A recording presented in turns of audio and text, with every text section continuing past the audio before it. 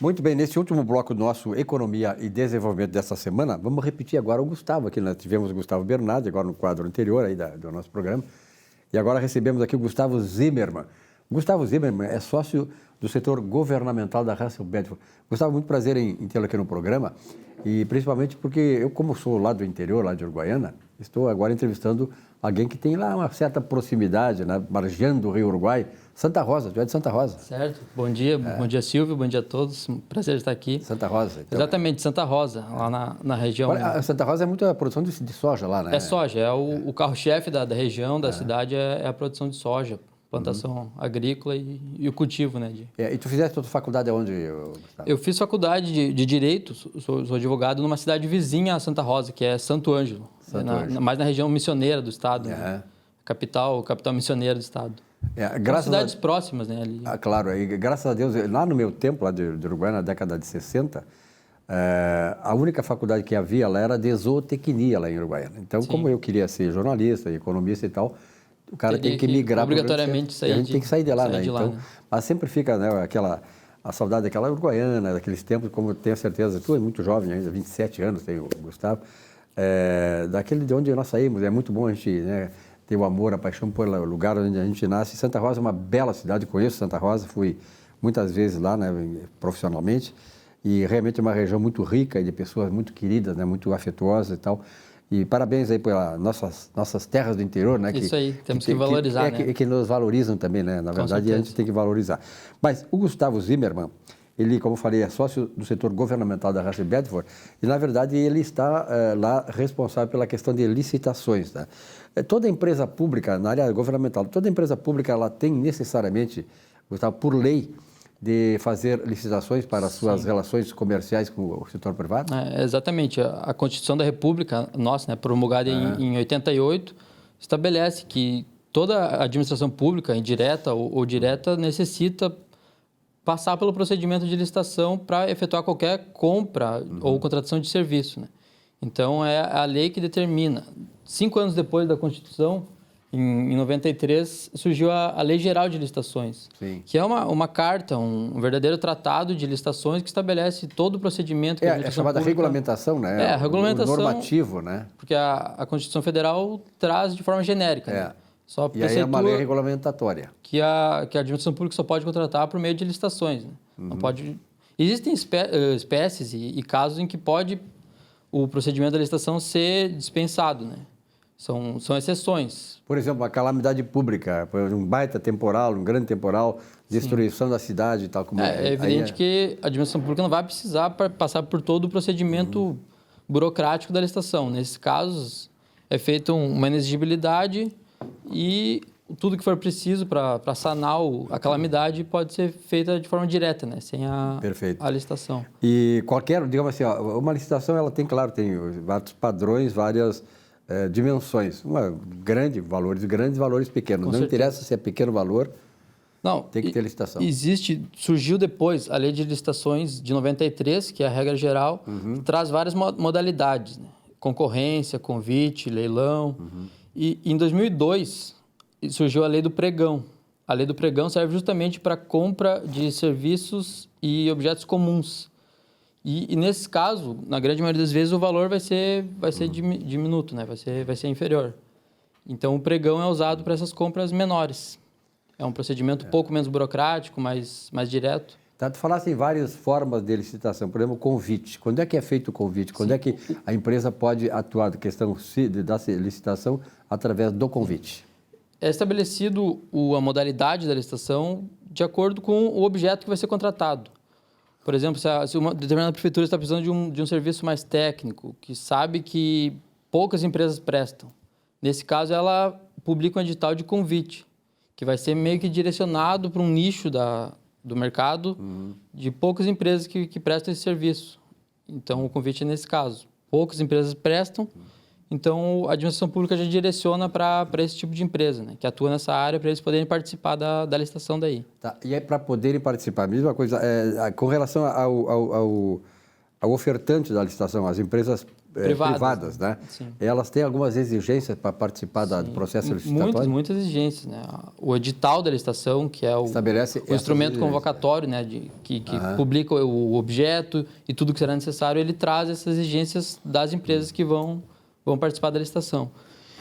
Ela deve estar em dia em todas as formas que tu possa imaginar, né?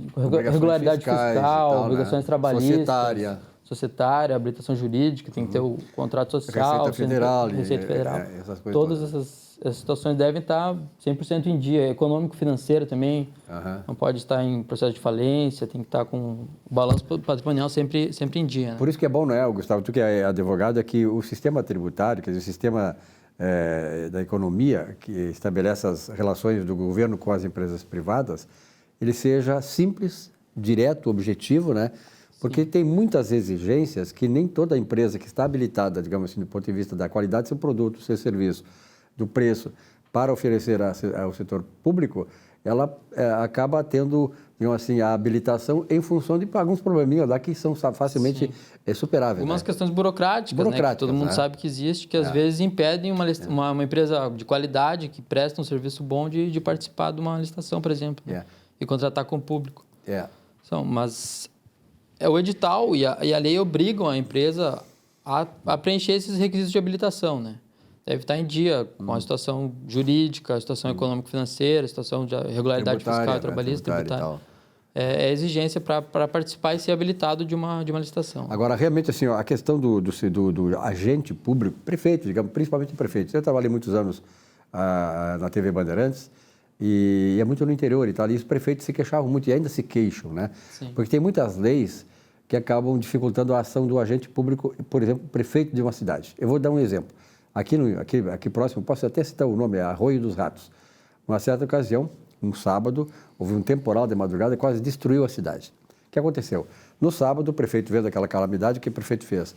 Ele convocou lá as empresas privadas para ajudarem as máquinas da prefeitura, colocou a prefeitura, toda ela e as empresas que se puseram a trabalhar ali para arrumar a cidade, para estabelecer uma certa normalidade os danos, né? diante do caos que havia surgido. Sim. E aí o que aconteceu? Tempo depois, um vereador lá da oposição entrou numa denúncia e tal, e o prefeito acabou sendo empichado, acabou sendo destituído do cargo porque não fez a licitação.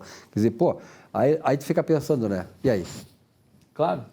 O Ministério Público deve ter feito o procedimento, investigado a situação e acabou verificando que os atos tomados pelo prefeito, né, toda a situação que ele fez, fugiu à lei, né? Porque, no nosso caso, os civis, o cidadão pode fazer tudo que a lei não desobriga, não proíbe ele. Agora, a administração pública só pode fazer aquilo que está estabelecido na lei, né? Eles são obrigatórios, a administração pública, principalmente, só pode seguir as leis que regem, né, o procedimento da licitação. Então, nesse caso, existem casos de inexigibilidade, como eu disse, que o procedimento da licitação é dispensado. Perfeito. Pode ser feito a compra de materiais ou a realização de serviços de forma direta.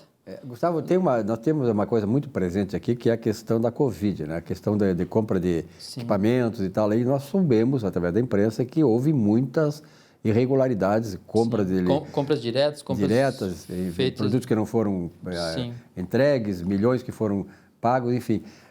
Tu estás a par disso aí? Tô sim, com certeza. É uma situação nova, né, da pandemia, trouxe muitas problemáticas diferentes para os agentes públicos, para os administradores, mas muita coisa realmente foi feita à margem da lei. Algumas situações foram permitidas, em razão da pandemia, de serem contratadas de forma direta. Sim. Em razão da calamidade da pandemia. Também, né? Mas o abuso, esse foi o problema. Que, na verdade, surgiram oportunidades, né? Daí os cafajetes, ladrão sem vergonha, se aproveitaram, né? Sim, viram novas chances de oferecer seu produto, mas se efetuaram as compras e as contratações de forma equivocada, né? À margem da lei. Isso está sendo investigado, né? Vai acontecer cada vez mais as investigações e vão surgir as fraudes, né? Uma pena que essa CPI da Covid não está preocupada com isso, ela está preocupada com outras coisas. Mas, de qualquer maneira, nós sabemos, né, Gustavo, que existem muitas fraudes em licitações. E, naturalmente, para participar tanto de um lado do governo quanto do lado da iniciativa privada, é preciso ter certas precauções, né, certos procedimentos jurídicos, institucionais, para que a coisa seja bem feita e não deixe rabo para trás para dar problema. O que tu recomendaria para a Russell, ela existe há mais de 10 anos e o carro-chefe, o princípio da empresa surgiu a partir da participação de licitações. Nós temos diversos objetos e áreas de atuação que a empresa pode atuar. O carro-chefe da Russell, como a gente já comentou, é a auditoria, né? Auditoria contábil, auditoria financeira. A gente também presta consultorias nas mais diversas áreas, assessorias, perícias também.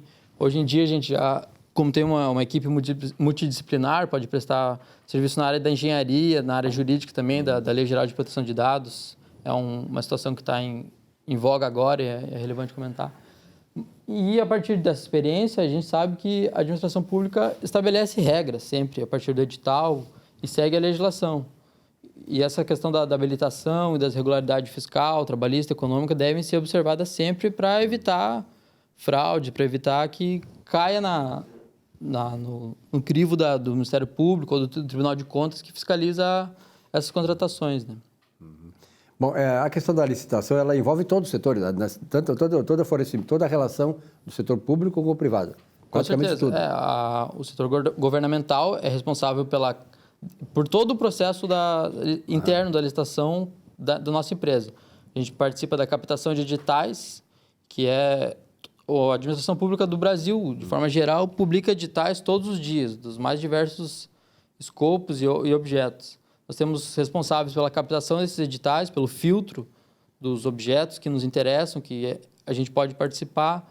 Aí nós temos o pessoal da operação que é responsável pela organização dos documentos da nossa empresa, dos nossos profissionais, que são necessários para a participação na licitação.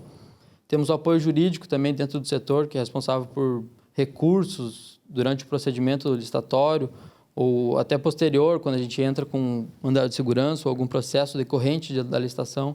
Então, a empresa está bem organizada para inclusive, prestar assessoria na área de licitações para outras empresas que desejem participar, mas não tenham essa experiência, né, na organização de documentos que são necessários. Essa expertise que vocês têm, né, na verdade, né?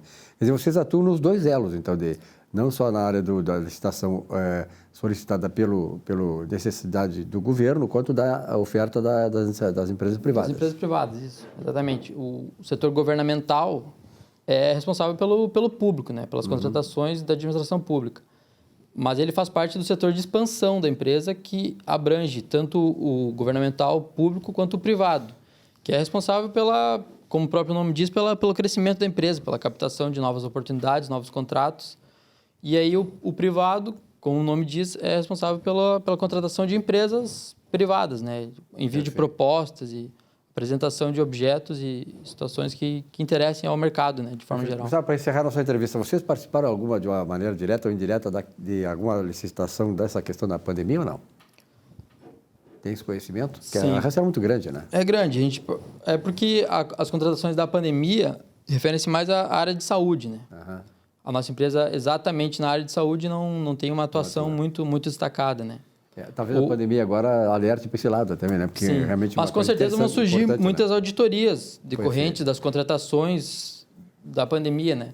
E naturalmente a Russell Bedford, uma empresa especializada nisso, certamente vai ser demandada. Auditoria, consultorias financeiras, avaliações econômicas que vão fazer parte, né, do nosso escopo de atuação. Gustavo, muito obrigado pela tua presença aqui, pela juventude tua mesmo. A gente aprende muita coisa com um jovem advogado, o Gustavo Zimmermann, lá da Russell Bedford. Parabéns aí pelo trabalho que vocês realizam, né? Porque é importante quando uma empresa está assim interessada em que as coisas caminhem de maneira normal. Isso é bom para todo mundo, até porque o setor governamental precisa fazer as coisas de maneira lícita e ética, né? Então isso aí fica bom para toda a sociedade. O público já precisa. É verdade. Automaticamente exige isso, né? Um grande abraço e até outro dia. Agradeço a oportunidade, estamos à disposição sempre. Tá certo. Muito obrigado a você, telespectador, pela fidelidade. Aqui é o nosso Economia e Desenvolvimento, mais de 20 anos no ar.